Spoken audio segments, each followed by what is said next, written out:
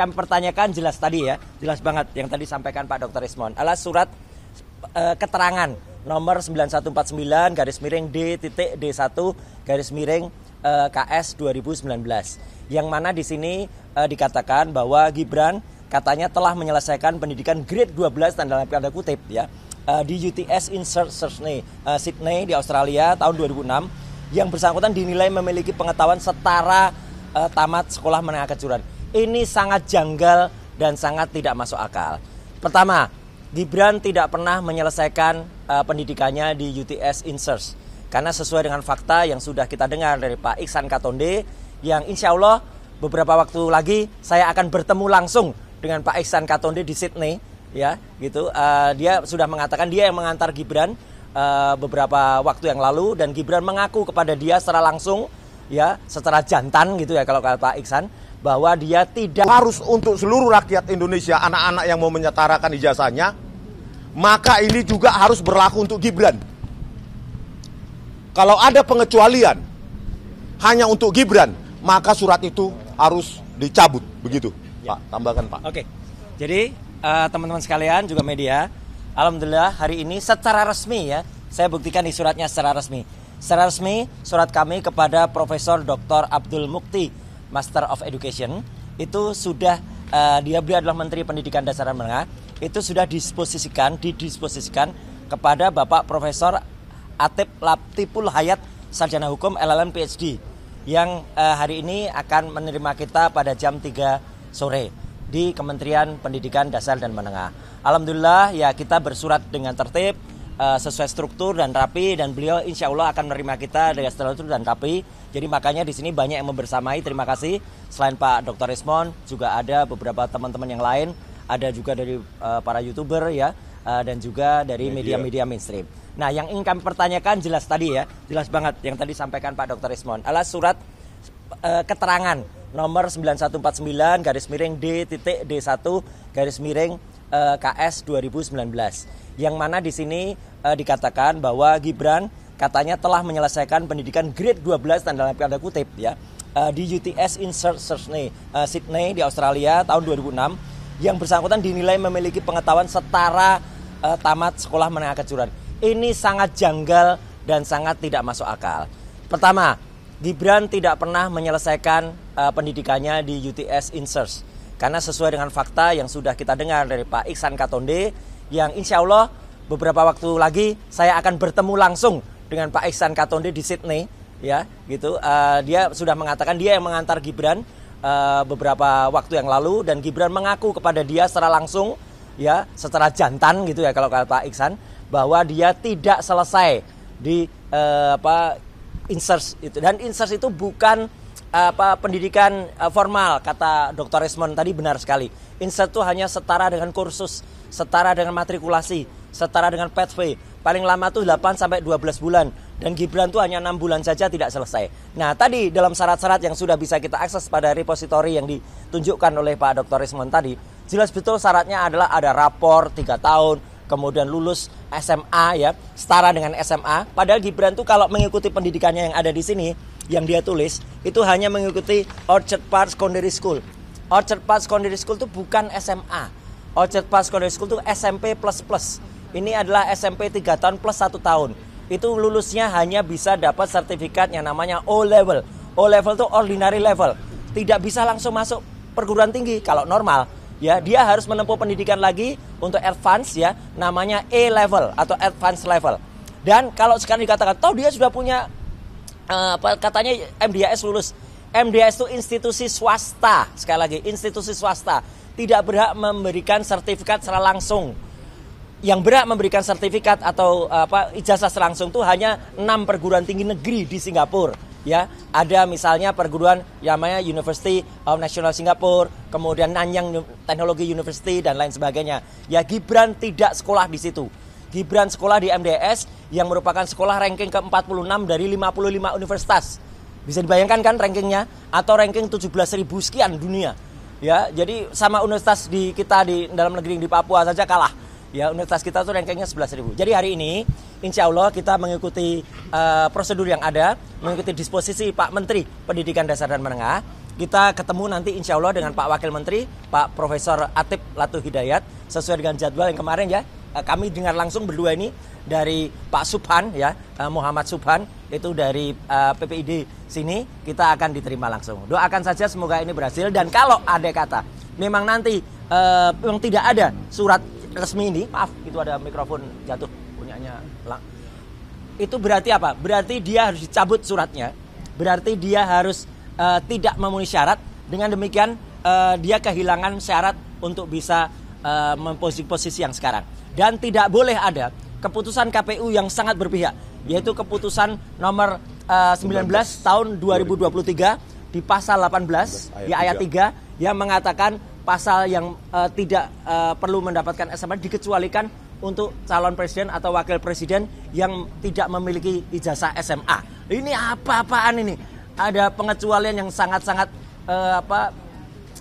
dibuat eksklusif atau dibuat hanya khusus untuk Gibran. Jadi sekali lagi kami atas nama rakyat semuanya itu datang menagih kesetaraan untuk semuanya. Saya kira itu ya, memang perlu. Mungkin ada tambahan. Oke. Ya. Jadi tadi itu ya, kita sudah dikibulin oleh lembaga negara ya. Pertama, Mahkamah Konstitusi ya mengotak-atik usia syarat usia minimum ya seharusnya 40 tahun, tapi oleh Mahkamah Konstitusi itu dibuat koma ya. Undang-undang pemilu kita dengan enteng diubah syarat minimumnya, Undang-Undang nomor 7 tahun 2017 pasal 169 huruf Q. Huruf Q ya, usianya itu, ya kan? Ya. Nah, itu sudah diotak-atik. Begitu juga lembaga yang namanya Ditjendikdasmen sudah juga mengotak-atik syarat penyetaran ijazah harus 10 item. Ternyata Gibran tidak memiliki 4 item setidaknya, yaitu raport 3 tahun, ijazah yang mau disetarakan tidak ada, apalagi kurikulum maupun transkrip nilai. Itu juga dilakukan oleh lembaga yang dibiayai rakyat namanya Ditjendikdasmen. Begitu juga dengan KPU ya, tadi ya peraturan KPU nomor 19 2023 pasal 18 ayat 3 ya. Jadi syarat tanda tamat lulus dari SMA luar negeri dikecualikan untuk capres dan cawapres. Itu kan hanya untuk Gibran itu.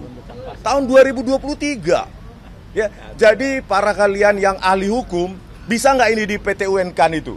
Ya. Peraturan KPU nomor 19 tahun 2023 ayat 18 pasal 18 ayat 3 itu. Coba perhatikan. Masa calon sementara ya untuk pekerjaan yang gaji UMR saja ya, syaratnya jauh lebih ketat untuk capres dan cawapres. Harus punya ijazah asli SMA, ijazah. Ya. Coba kalian semua yang kerja ya, mendaftar ke Bang Refli Harun pun butuh jasa SMA kan? Ya, untuk konten kreator. Masa kita sebagai calon wakil presiden dikecualikan syarat tanda tamat lulus SMA luar negeri hanya karena Gibran nggak punya ijazah SMA luar negeri atau SMK. Jadi semua produk dari lembaga-lembaga negara kita ya menghamba pada kebutuhan keluarga Jokowi. Itu yang tidak adil. Karena kita menganut sila kelima, keadilan sosial bagi seluruh rakyat Indonesia. Oke, tambahkan ada lagi? Ya, kalau dari saya tengah. Kalau dari saya sebagai jurnalis ya, kita sudah bosan tiba-tiba mendapatkan peraturan-peraturan yang aneh seperti ini, dan seharusnya KPU terang-terangan saja, tidak usah menutup-nutupi lagi. Kemarin KPU RI sudah mencabut satu peraturan. Ya, saya memberi saran sebagai insan pers untuk mencabut lagi peraturan yang ini. Toh ini hanya peraturan KPU, daripada diperpanjang ke PT UN, ke MK, ke MA atau kemana-mana, lebih baik dicabut aja langsung supaya langsung clear outcome dari permasalahan ini. Dan apabila tidak, berarti KPU sendiri yang ingin negara ini gaduh. Seperti Termul ingin negara ini gaduh, KPU juga ingin negara ini gaduh. Dan kita harap Bapak Wakil Menteri, yang saya tahu ini dia dapatkan dari jabatan politik bukan jabatan karir, semoga beliau bisa menjelaskan dan mengerti apa yang dia mau jelaskan. Dan apabila dia tidak bisa menjelaskan, semoga dia bisa memanggil Pak Sutanto. Pak Sutanto ini yang harusnya tanggung jawab loh atas segala kericuhan ini. Jadi tolong Pak Sutanto yang sekarang masih menjabat di sini juga, tolong jantanlah dan muncullah di depan masyarakat dan jelaskan apa yang Anda lakukan di tahun berapa Pak? 2019. Oke. Segitu saja dari yang saya. terakhir ya, sebelum kita masuk ya, kita tidak mau diracuni.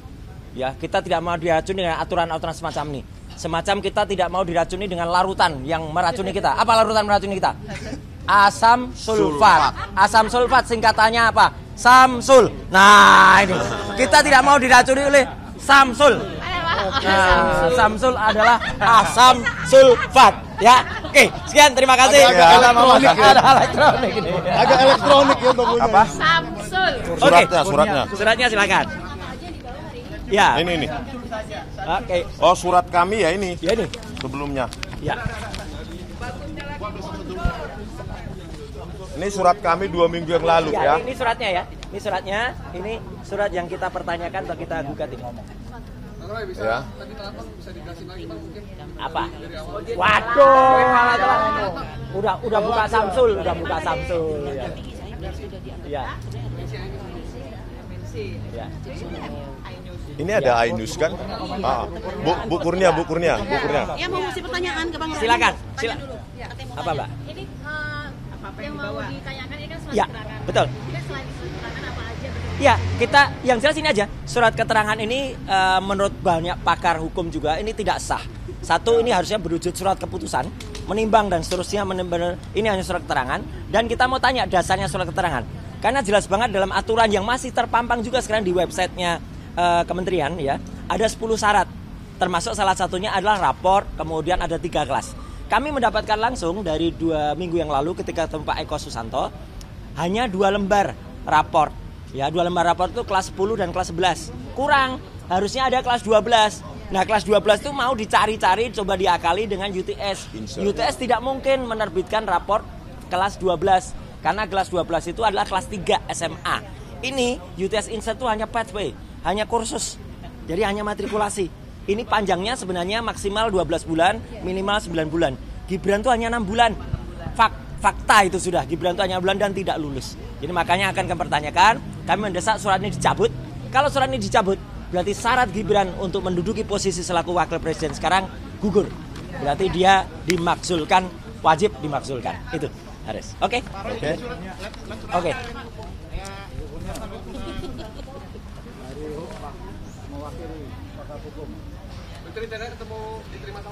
Profesor Atep Latu Hidayat, Wakil Menteri Pendidikan Dasar Menengah. Bu Kurnia ada